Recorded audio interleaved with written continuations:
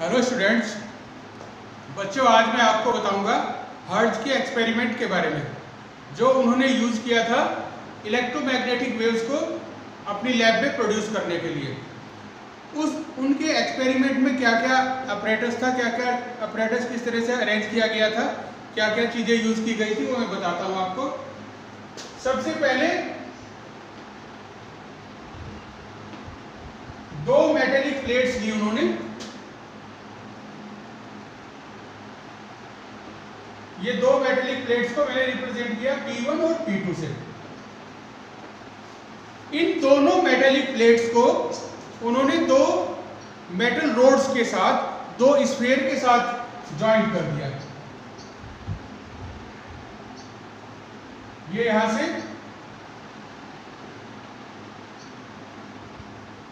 ये जो मैंने बनाया है, ये दो मेटल रोड है जिनको मैंने रिप्रेजेंट किया है R1 और R2 से, और ये दो मेटल स्फीयर है S1 और S2 से। ये दो मेटल प्लेट्स P1 और P2, दोनों मेटल प्लेट्स कनेक्टेड हैं दो स्फीयर S1 और S2 से, और किसके जरिए कनेक्टेड है? दो मेटल रोड्स R1 और R2 के जरिए। ये दोनों स्फीयर इन मेटल प्लेट से कनेक्टेड हैं। अब यहां से उन्होंने ये जो दो मेटल रोड्स हैं, इन दो मेटल रोड्स को उन्होंने कंडक्ट किया एक ऑस्किलेटर से।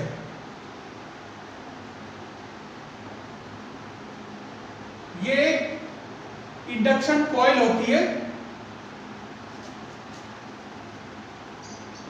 इंडक्शन कॉइल है, इसका इंडक्टेंस है L, ठीक है। और फिर यहां से इस इंडक्शन कॉइल को बाहर से सप्लाई प्रोवाइड कर दी। ये हमारी है इंडक्शन कॉइल।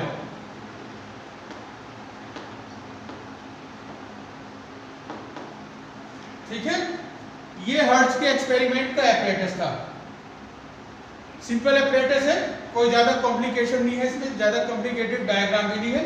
तो इसमें उन्होंने क्या किया कि इस इंडक्शन कॉइल से इन मेटेलिक प्लेट्स P1 और P2 के बीच में एक हाई पोटेंशियल डिफरेंस, जो potential difference several thousand volts की रेंज में होता है, वो यहाँ पर उन्होंने पोटेंशियल डिफरेंस अप्लाई किया।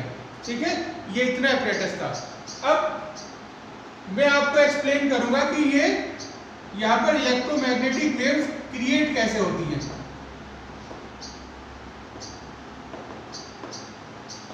इस एपरेटस के जरिए इलेक्ट्रोमैग्नेटिक वेव्स क्रिएट कैसे होती हैं।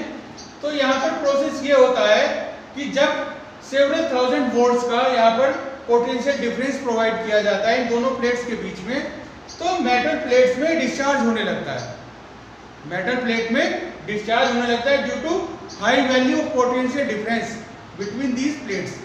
और वो जो डिस्चार्ज होने लगता है, उस डिस्चार्ज की वजह से ये जो स्फीयर है S1 और S2, इन दोनों स्फीयर्स के बीच में जो एयर है वो एयर आयोनाइज हो जाती है, वो एयर आयोनाइज हो जाती है।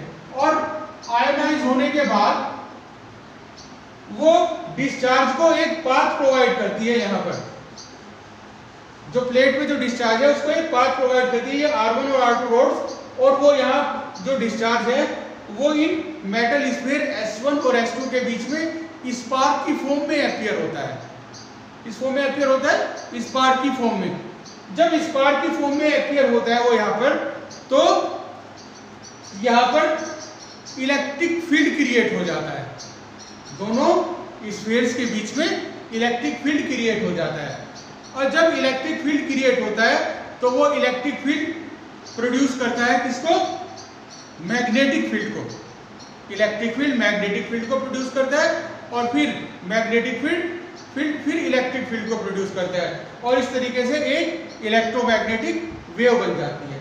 अब ये जो एपरेटस है इसको हम कहते हैं ऑस्किलेटर। इस पूरे अरेंजमेंट की जो फ्रीक्वेंसी होती है वो फ्रीक्वेंसी दी जाती है F = 1/2 पाई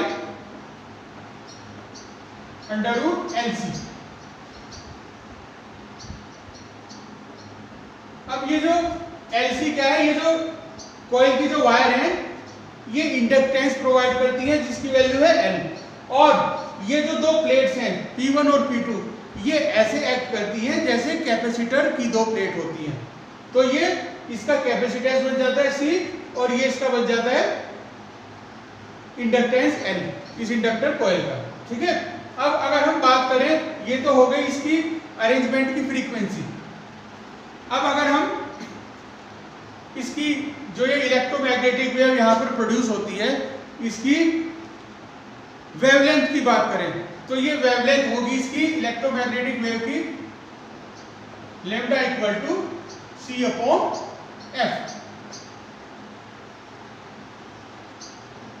ये जो फ्रीक्वेंसी होती है ये बहुत हाई वैल्यू की फ्रीक्वेंसी होती है और इसकी वैल्यू होती है अप्रोक्सीमेटली 5 × 10⁷ हर्ट्ज। इस फ्रीक्वेंसी की वैल्यू होती है।